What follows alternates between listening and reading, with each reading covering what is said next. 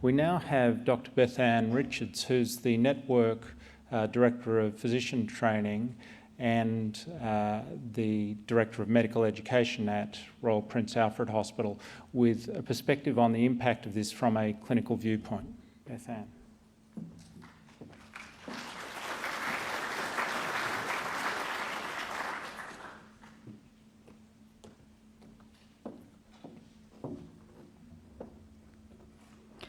Thank you very much, Minister Skinner, Director General, distinguished guests, and fellow colleagues.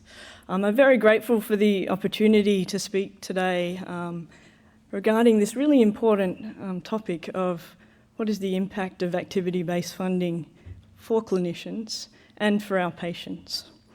Just to give you a little bit of extra background, I work both as a clinician and educator, so I'm a rheumatologist at Royal Prince Alfred Hospital. And I also work with medical education and service delivery.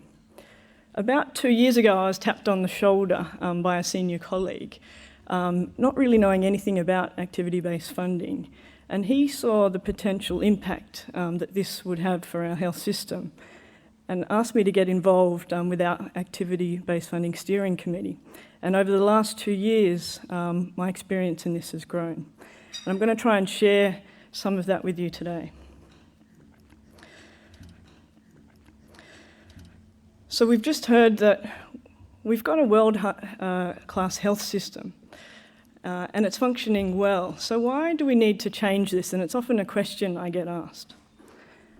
Basically, we've had wonderful developments in medicine, technology. It's a great time to be a patient because new treatments are coming out, and in the world of rheumatology, if you're a patient with rheumatoid arthritis, new treatments have really transformed your life. But unfortunately, these treatments are very expensive. And with an ageing population who's living longer with complex and more chronic diseases, and an expanding population, these health costs are becoming unsustainable. So if we only have a finite amount of money to spend on health, we need a system to make each health dollar go further.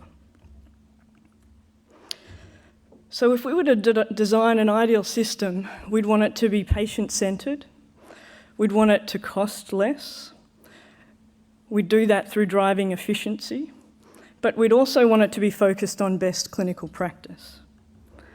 And potentially, the exciting thing about activity-based funding is if this is implemented correctly, it has the potential to meet all these needs. So the next question I often get asked is, doesn't cheaper care mean worse outcomes for patients? And you'll probably be aware of the evidence that's been coming out of the United States with the Intermountain Group that's been published over the last couple of years that really shows that you can improve quality outcomes and they can actually cost less. So if we think of activity-based funding and where the clinicians fit in, to simplify this, apologies for those who have a deep understanding of this, how does this actually work? So we provide a service to the patient. We document this in the medical record, and as you know, this is usually done by the most junior members of the clinical staff. The medical records are then coded. That information is classified into a diagnosis-related group. And through a complex series of systems that I don't begin to understand, that information is sent back to the government. And the local health district is then funded for that activity with a few other variables, including efficiency, costed in. Importantly, that data, though, is then used to generate performance reports. And that's fed back to clinicians. And that data, if correct, can be used to drive efficiency and then help with resource allocation. So understanding that process, where do the clinicians then fit in? Clinicians are obviously service providers. They're also the documenters, and because it's the junior staff doing this, senior staff also need to be the supervisors of this process. Now there's more communication required with coding staff, and so communication channels needed to be opened up there. The data that comes back, the clinicians need to interpret it and, importantly, understand it. and then use that data potentially to affect change. And then more now than ever have more input into funding allocation. So clinicians have a huge role in every step of this process along the way. And so engaging them is going to be critical to the success of implementing activity-based funding. So what's clinician knowledge of activity-based funding like? Really, this is limited. And over the last 2 years, I guess I relate to you some of the comments and experiences that have come back to me. Initially, it started with things like, I've been hearing about this for years, is it really coming in now? Or is this just another cost-cutting type exercise? Or the time constraint opinions of, oh, it's more paperwork, or I don't have time for this, I'm too busy taking care of my patients. Some clinicians worry about interference with patient management and worry that they won't be able to give the best treatments. And my personal favourite from a junior colleague wondered if ABF was the new MSA. So this is a real issue. There are other potential barriers to change along the way. Obviously, resistance to change with any strong culture and hospital structure and clinician culture is very strong and takes a while to change. With increasing pressures with service delivery, increasing patient loads, the swell of medical students coming through, clinicians have less time. And so asking them to do anything new is often met with obstruction. Historically, clinicians and coders have not interacted. I don't see this as a major issue, but it's one of the systems and things to be aware of in trying to open up channels of communication. Historically, clinicians and management often have different perspectives about things. Clinicians tend to focus about the individual patient rather than the big picture. And one of the main things that's come across, and I'm sure you that have been trying to engage people along the way like me, have not had the answers to give. And the frustration of trying to morph into a new system without having the answers is often met as a barrier along the way. So in terms of engagement, education is therefore the key. And in the Sydney Local Health District, this isn't an easy feat. We've got about 6,000 clinicians that we need to engage along the way. So of this process, what part of it's new to clinicians? So we're pretty good at service provision, well, we think we are, and that area doesn't need focus at the moment. Where we probably need to focus the education is on the quality of documentation and learning the new coding language and fostering the collaboration with coders along the way to do that. That's going to require supervision of the junior staff that I mentioned are the ones that are actually doing this documentation. In terms of the things that are completely new to clinicians, understanding activity-based funding is obviously key. The coding staff interaction I've mentioned. Clinicians are very good at interpreting randomised clinical trials and statistics related to that, but not very good usually in interpreting financial reports. So this is a new skill that needs to be learned. Clinicians have sometimes had some input into funding allocation, but not to the extent that they will in the future. So this is another skill to learn how best to use these resources.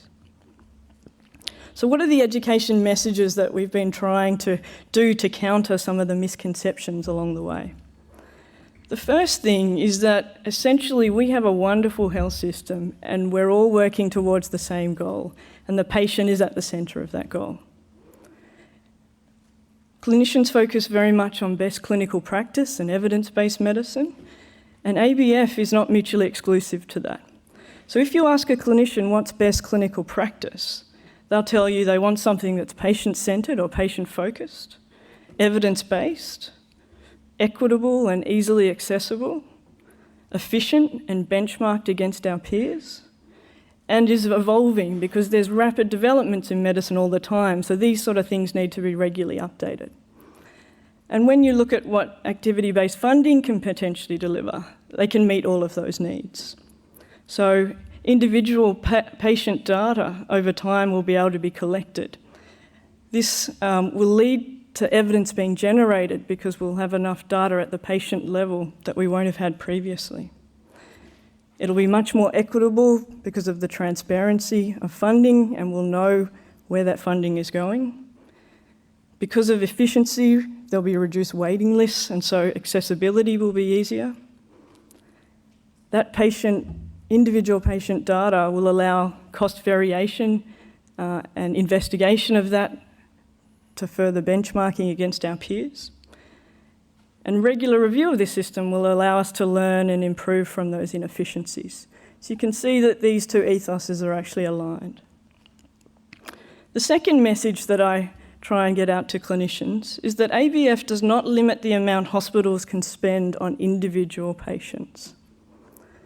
Clinicians worry very much about individual patients and how they will be allowed to treat them in the future. The third message links on from that, and is that clinicians determine the care needed for the patients, and that ABF funds hospitals based on averages. And we know some patients cost more, but some patients will also cost less. And fourthly, ABF is not a cost-cutting exercise, and it actually does promote evidence-based practice, and that's the one that I often listen to the most. So the funds that have been set aside for each of the treatment categories actually reflect the evidence-based treatment options, not the cheapest treatment options. So if there's two options for treatment and both have similar outcomes and one's cheaper, then obviously this system would identify that and allow us to use that cheaper option. The last message is, in terms of the time side of things, is that it doesn't necessarily mean more paperwork and more documentation. It's the quality of documentation that needs to change.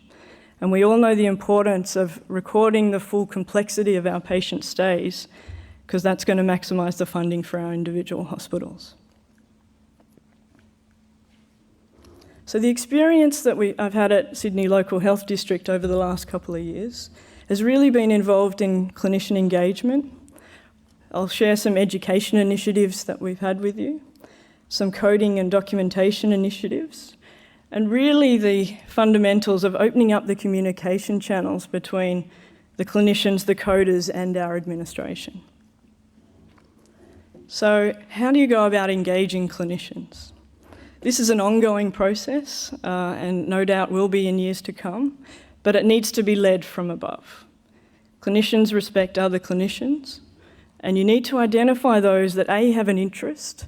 It's a bonus if they've got some knowledge in the area, but as we've talked about, that's often limited in many areas. And they need to be respected by their peers.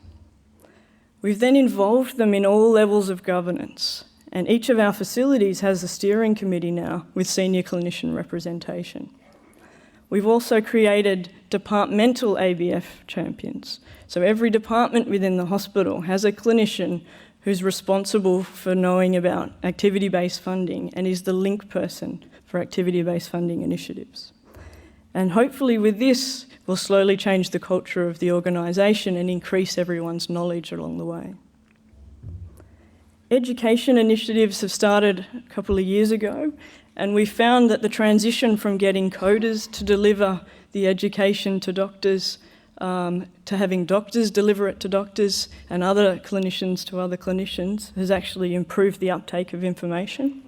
It's now part of formal hospital orientation. We present regularly at heads of department meetings, at junior clinician teaching sessions. And also the other group of people that we shouldn't forget about are the medical students. These people perform what's called a print term, so for the last 2 months before they become interns, they're in our hospital system.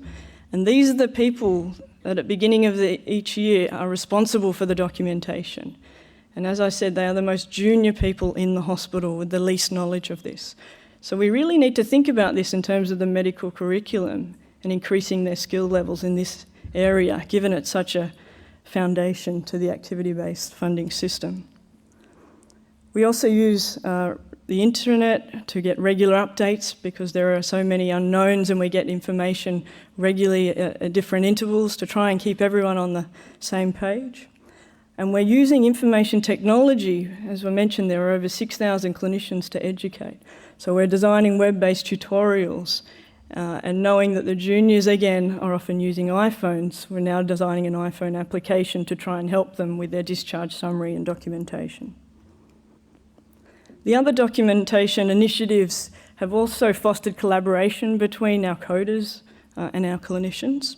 So each specialty, we've worked on documentation guidelines for the juniors that are on the wards, and these feed into the iPhone application. These were developed by the ABF champions in combination with the coders to work out where it is that we need to focus on our documentation. Other simple things that we've done, our coders now are invited to attend department ward meetings where regular chart reviews happen. And at this time, we often encourage the juniors to do things like create an issue list once a week and to foster causation-based thinking, because they're the things in documentation that actually change the DRGs down the track. And more recently, looking forward, we're putting more emphasis on documentation as being part of the JMO review process. So it's important to them by being part of their assessment as well. Where some areas of risk have been identified in the last, particularly more recently over the last 3 months, is if you're going to put all this information, time and effort into engaging and educating clinicians, you don't then want to disengage them. And one of the things that will do this is generating data reports that shows data that's not actually correct.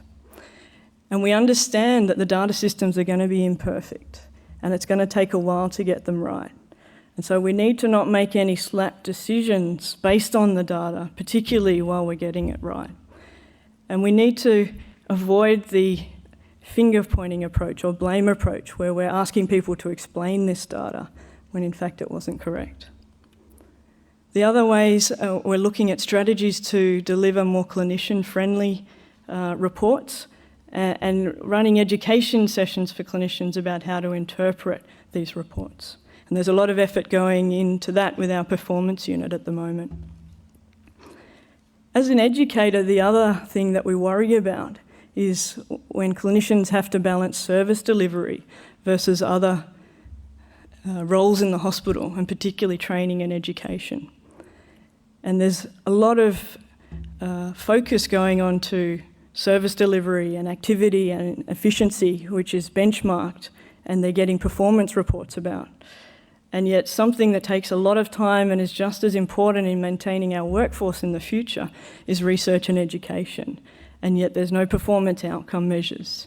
And we need to make sure that clinicians aren't being swayed away from research and education with too much focus on service delivery and outcomes. So the other thing I sometimes get asked is, well, how's ABF going to change a routine day for a clinician? And the realistic thing is that current day-to-day practice, particularly in the immediate future, is not really going to change. It will encourage us to foster causation-based thinking in our juniors, and I think that's a really good thing in terms of medical education. We'll have more interaction with coding staff, and they're pretty nice people. I know a couple of them. We will be more accountable along the way, and we'll be able to develop a better awareness if we have these data systems correct about how we're treating our patients in relation to our peers, importantly, and why we're doing it that way. In terms of what challenges the future hold, as we've heard this morning, we don't yet have all the answers. And I guess that's okay because we know we're all on the same page and we're all striving for the same goal. I think educating and engaging the clinician workforce needs resources allocated to it. We've talked about the potential of changing the medical school curriculum, but if you have any experience with that, that's not such an easy thing to do, but just to be aware of that and to focus some education into the medical students. Avoiding clinician engagement, and I've mentioned some strategies along the way. Valuing education and research again. And then auditing the process and measuring the right outcomes. And this is another critical part of the process. A lot of our outcomes at the moment are performance-driven. And with a patient-centred approach, clinicians often focus on very different outcome measures. and patient satisfaction and clinical outcomes need to be a very important part of this. And we're not quite clear at the moment which outcome measures we're going to measure and how this is going to evolve over time. And with the focus on activity and budgets and everything else, it's really important also to not forget about the patient in front of us. And no one says it better than Sir William Osler, who's a clinician, one of the founding fathers of medicine. And basically, he sums it up beautifully when he says, it's more important to know what sort of patient has the disease than what disease the patient has. So we shouldn't lose focus of the patient in all this as we concentrate on DRGs. Thank you very much.